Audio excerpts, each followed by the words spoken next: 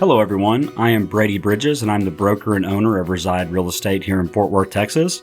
I want to welcome you to another episode of Real Talk with Reside Real Estate.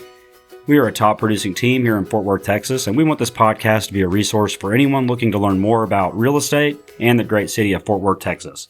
Today, I'm joined by Julie Eastman. She's a remarkable individual with over 30 years of experience in the design industry.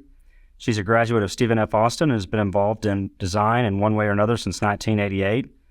Not content with just one skill, she expanded her repertoire in 2008 to include event planning, specializing in higher-end parties and weddings. But that's not all. She is now the executive director of the Fort Worth Food and Wine Festival, an event that started as an idea in 2012 and is now celebrating its 8th anniversary this spring. She's a true Texan, residing in Godley for many years and has been happily married for over 30 years. We're honored to have her on the show today to hear more about her experiences and also more about the Fort Worth Food and Wine Festival. Side note, Julie actually was the wedding planner for Jen and I and my sister. So, Julie, thanks for coming on. Thank you for having me. So, Julie, I thought it'd be really interesting to have you here today because not only have you been involved in interior design, event planning, you flipped houses, and now you're just so involved in Fort Worth, and this is a really cool event. So I thought it'd be of good value for you to tell people what's coming up, since it's coming up, at the end of March? Yeah, March 30th through April 2nd. Awesome. So just kind of dive in and tell us a little bit more about yourself and how you ended up in this new role that you're in now. Okay. So, I was born, I'm going to start really way back, which is probably not what you wanted. I was born in Fort Worth, and then we moved away when I was in elementary school. But whenever I graduated from college, I moved back. And so I consider Fort Worth somewhat my hometown. So I was doing interior design work when the economy went kind of crazy in 2007, 2008. I started doing events as well. And so because I already had clients that asked me, could you just help me with my kid's wedding or whatever? So it was a good income stream. And so I started doing that, which of course is how I met you. And I did that for a while. And some friends of mine were talking about this Food and Wine Festival idea that people were throwing around. And so I thought, well, that sounds interesting and a good way to get more involved in the community here. And I like to eat, and drink. Yeah. So I met with the one of the co-founders, Russell Kirkpatrick. He and Mike McAuliffe at Riata Restaurant and some others had come up with this idea, but those were the two co-founders. And so I met with Russell and we talked a lot, and my event side of things could really help with that part of the festival. Like, he understood the food part and how to do certain things, and I brought in other aspects. So from there, it's kind of history, and I ended up basically the event lead for it, and that just sort of turned into the everything lead. So I remember, I was actually going to add, it's funny. So I knew back when we were doing our wedding stuff, you had us meet you at Riata, because I guess you knew that's the connection right there. So how you get started. Yeah. So, the guys at Riata are good friends, and Russell, only one of them is active in the foundation now, Russell Kirkpatrick, and he's like a brother. Like, we have morning phone calls this time of year and every day. So he's my sounding board. He's the one I go to when I can't to make decisions or figure stuff out. So, but that's who I met with that day. And we, like I said, I got involved now in the executive director, and we're, like you said, 8 years, would have been 10, but we got COVIDed. Mm-hmm. COVIDed, is that a word? I guess it is now. COVIDed. We were COVIDed for 2 years, and we did some other small things, but we weren't able to have a festival. So last year was our first full spring festival since the COVID thing. So Julie, tell us about, from the time the festival was started to kind of where it is now. How did it get going? And let's just kind of lead into where we're at now and go from there. So before we had the first full festival, we had what we called 20 at the Tower. We had a restaurant that was vacant downtown. We leased it temporarily, and we had dinners. I think it was every Sunday, Monday night for 20 nights. 20 weeks or whatever that is. I'm not good at math. So we had these dinners with 2 chefs put together. I think it was 2 chefs. Gosh, now I'm mixing up my events. But anyway, you didn't know who your chef was going to be until that night. Maybe it was just one chef. And you came, and it was like a really cool surprise, like 40 people, and they were very successful. So that gave us our seed money, which was like $35,000 or something like that, to start to put money down, basically to rent the ballroom at the Worthington so we could have our very first festival. And it was scary. It was like, 2 weeks before, when we surpassed that amount of money, to know we were going to. 2 weeks before the actual event? It was close. It was a little scary because we hadn't done it before, but it was successful. We did it at the Worthington, I think, for 2 years, had some events. We still had some events in some other places. Quickly kind of outgrew and decided we wanted a different vibe than that. We spent a couple of years at the Pier 1 building, which I guess is now the Fort Worth City building. Mm-hmm. Then we just decided to go for it and move everything outdoors. So the heart of the ranch at Clear Fork is our home now, except for one event. We have 6 signature events. 5 of those are at Clear Fork. One is called Night Market, and it is at Whiskey Ranch, which is the TX distillery. Yeah. They host us there. So if you like whiskey, that's a good one. But we've kind of grown from just a few things to now people seek us out. So we're getting to the point where people are starting to come to Fort Worth, getting a little tourism, help, and Visit Fort Worth is a big partner this year. Garden and Gun Magazine is doing an event with us. One of our brunch, we have 2 dinners that are also part of the festival. And anyway, we do all of this to just kind of backtrack a little bit. We are a foundation. We're a 501c3 nonprofit. So we have 2 things that we really do with our nonprofit. So we want to shine a light on the food and beverage scene here in Fort Worth. That's kind of always the goal. And so then that's grown so much. Gosh. I mean, the number of restaurants and great chefs that have come here in the past few years. Yeah, it's amazing. It's really, really growing and becoming a destination. And so the other part of that is we want to grow the next generation of food and beverage professionals here in Fort Worth. So that means we had a restaurant employee relief fund that we started during COVID. We gave like $115,000 in employee relief for people that needed it. That's actually an ongoing thing. If there's someone in need in the food or restaurant industry, they can apply for that. Go to our website, fortworthfoodandwine.com, if you need help with that.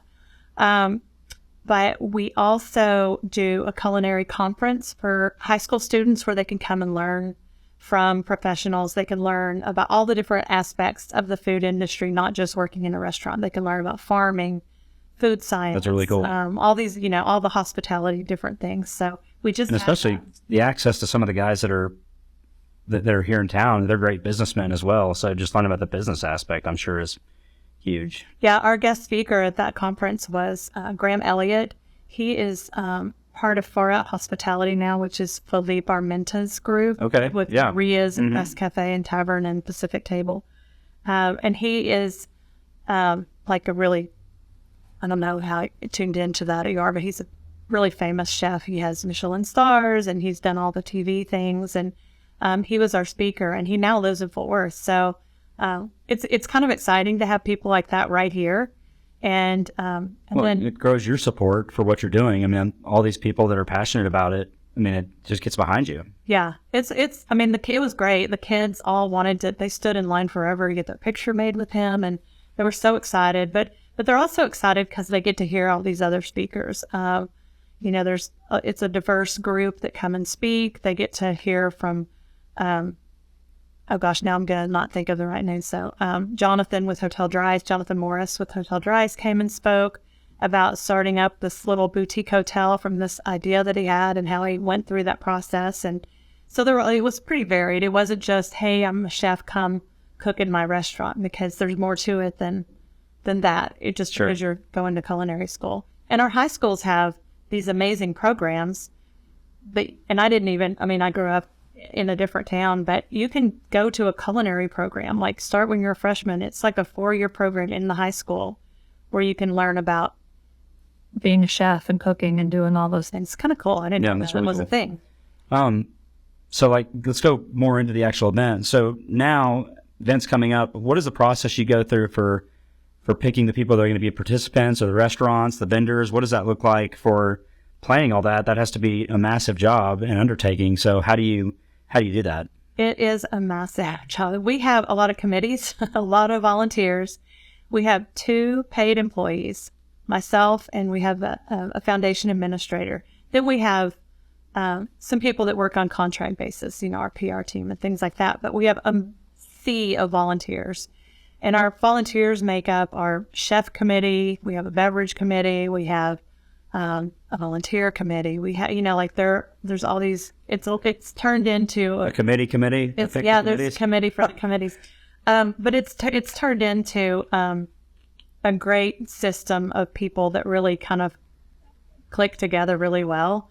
And so our chef committee, we have... Is that an application process? Like 2 people apply? Or it's not. We send out an invitation. Okay. We're happy for people to reach out, and we always consider that our preference is always to stay with the smaller, locally owned restaurants, because we want to support that. Sure. Mom and pops. And so we look at that. We talk to our friends that we have that maybe are food writers and things like that. Tell us maybe there's something up and coming we're not aware of that we need to, think about. They'll help introduce us sometimes. And it's kind of a group effort, because when we're starting the whole thing, we have 6 events that all need, 15 to 20 chefs or more to be participants. So you start with the list, and then you kind of take it down from there. There'll be people that aren't available or, can't. We've had a lot of problems with, since COVID, staffing is a big issue. And unfortunately, a lot of the mom and pop restaurants, they literally are just that. So mom and pop can't shut down their restaurant to come do this. It doesn't make economic sense. So that, we run into that as well.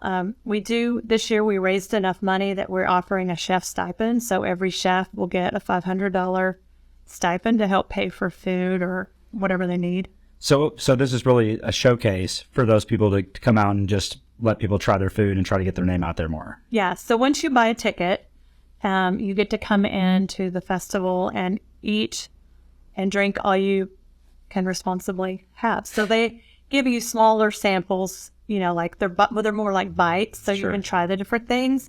And the same with beverage. They're small pours. It's not like you get a full glass of wine at every place. So we definitely recommend rideshare. No, I'm excited. I've never been, but Jen and I will definitely make it out this year. Especially, it's a great excuse if you have kids to get a babysitter and go out. So when is the event? So March 30th is our first day. We end on April 2nd. So let me kind of go through real quick for you. The first, we have a dinner on Thursday night. It's kind of a kickoff, and it is Tiffany Derry. She's from Dallas. She's also a fairly TV famous chef. She is a Southern cook, and Juan Rodriguez here in Fort Worth, who owns Magdalena's, and he's got the Mexican inspiration. So the event's called Noche del Sol, Soul. So it's going to be a mix of his Mexican influence and her Southern roots, influence. So Very that's cool. a dinner at Fort Worth Club. So if you buy a ticket, you can't go to all these events, right? No, you. Is that for like the committee people, or how? Go ahead, I'll let you finish. Then I'll have my questions, but just curious. So that's a dinner, but it overlaps our Tacos and Tequila, which is our first signature event that happens at Heart of the Ranch. So the dinner is for 150 people. Okay. Tacos and Tequila is for 1,200 people. And so that event obviously is tacos and tequila, a lot of that. But then there will be other beverages and things. And it's so much fun. Every event has music, and we have a folklorico dancer who's going to perform. And so it's a lot of fun. There's a lot of activations at all the events, meaning, people will bring like a horse trailer that's branded for a whiskey brand, and they set up a whole bar. That's cool. So there's a lot of that. But we kind of create our own village with these tents. We have Scandinavian teepees that are it's just a whole fun way to explore all of this. And so Friday night is our main event. That's sort of traditionally more of our fine dining restaurants, and the wines have to meet a little bit higher price retail criteria to be poured at that event. And then Saturday, we have a brunch event called Rise and Dine. So the first 3 events all take place in the same footprint. All the players change except for some of the activations. Do you sleep at all during those? A little bit, thanks to the great team that I have. So Saturday morning we have brunch, kind of brunchy, fun vibe. And then Saturday evening we have burgers, brews, and blues, which is really fun. A lot of craft beer, blues music. We have Michael Lee this year. Okay. He's from The Voice. Yeah. He started out before he was on The Voice. He played at Burgers, Brews, and Blues. But the event has, you get to taste a lot of different sliders. We vote for fan favorite. We have some celebrity judging. It's a really fun evening event. Then the next day, we have 2 events. One is our Garden and Gun brunch that I mentioned. It's called Hunt and Gather, and it is sold out. It is Chef John Bonnell, Chef Molly McCook, and David Bancroft of Acre, which is in Auburn, Alabama. Okay. So he's a Garden and Gun. They're bringing in a chef, and then we have ours. So anyway, that's going to be a really fun brunch. But then our last signature event is called Ring of Fire, and it's live fire cooking. And it is cool. A lot of our, famous barbecue. Is this at Clear Fork too? It's back at Clear Fork. So the burgers event and the Ring of Fire event kind of share the same footprint. Again, live music. We have there's some cool stuff. Nomad grills. They have these grills that look like a little suitcase. Yeah.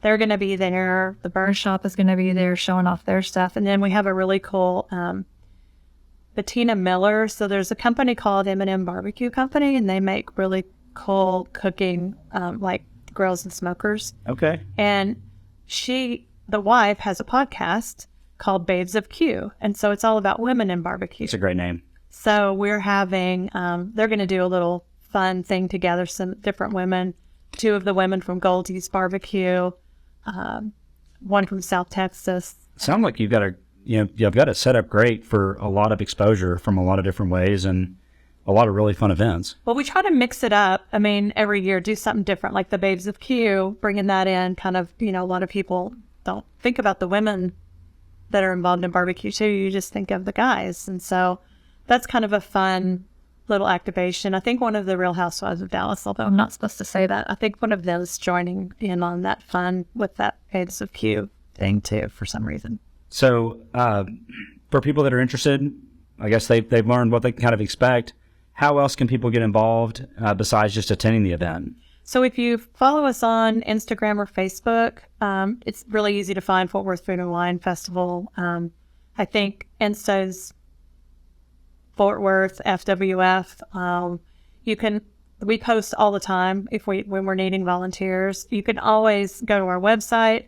You can spell it all out, Fort Worth Food and Wine Festival, or you can do the initials, FWFWF.com, or as we say, FWF. Yes. And anyway, there's all the links on there if you wanted to volunteer, if you wanted to donate, all the things that you can do.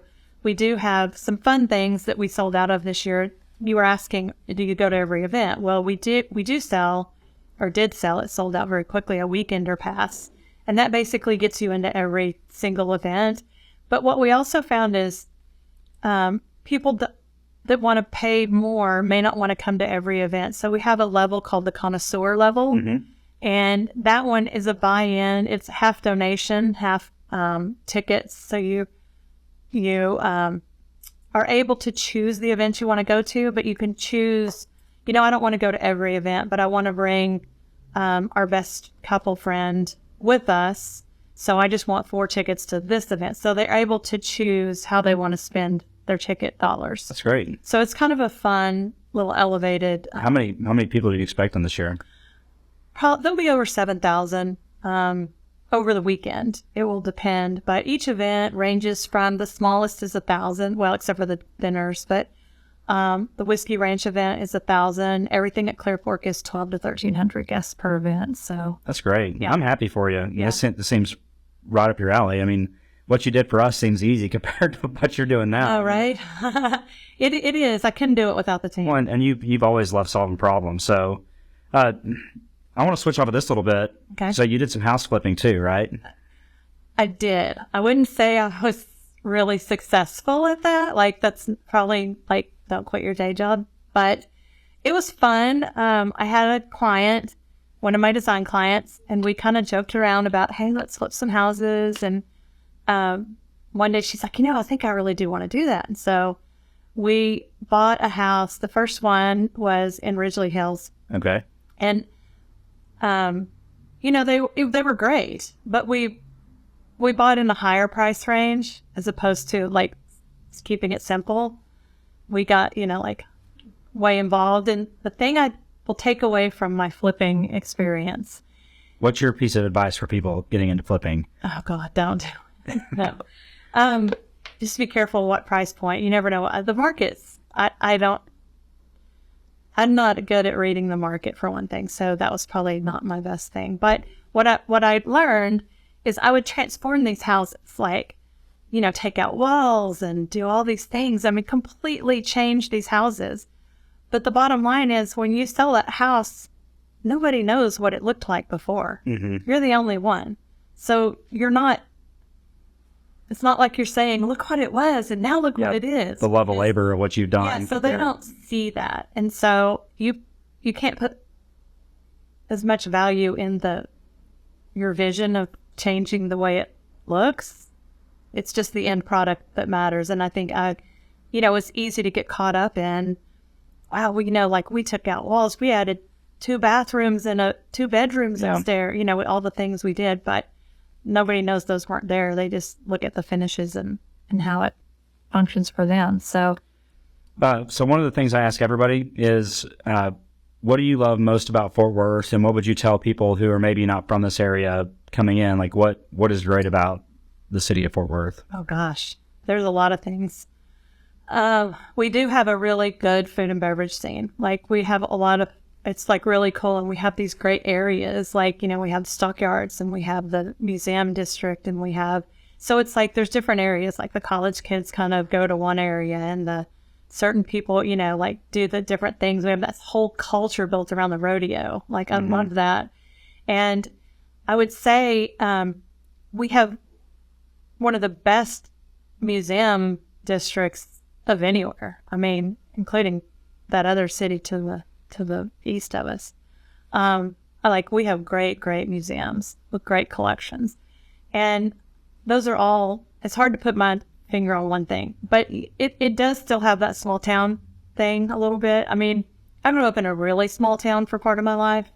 It doesn't have that kind of feel, but you still run into people everywhere you go. It's fun. I mean, the mayor, it's just kind of a cool. Everybody I've interviewed, it's the same thing. It's a small, big town. It's great. I love it. Yeah. And from Odessa, I definitely understand the vibe. Like you still go out and see people, stay connected. It's easy to stay connected with people in Fort Worth. Yeah, I feel like it is. And we live south of Fort Worth. We don't live in town, but I don't feel like I'm missing out on anything because I'm. Well, it's easy to get into Fort Worth now from where you're at. Yeah, the Chisholm Trail changed their lives. Julie, thank you so much for coming in. Please share how anybody could get a hold of you if they had more questions. And I'll get information from you about the links for buying tickets, and I'll post that on our website as well. Okay, yeah, the best thing to do is go to our website. There's, if you need information, there's a link. You can send it there. And it makes its way to the right person. If you're asking about volunteers, it'll get to the right person. If you're asking something I can help with or sponsorships, which by the way, shouldn't Reside Real Estate be a sponsor? Is that where you're going with all this? Maybe we can look at it. It's probably too late, isn't it? Oh no, I still have some spots. Okay.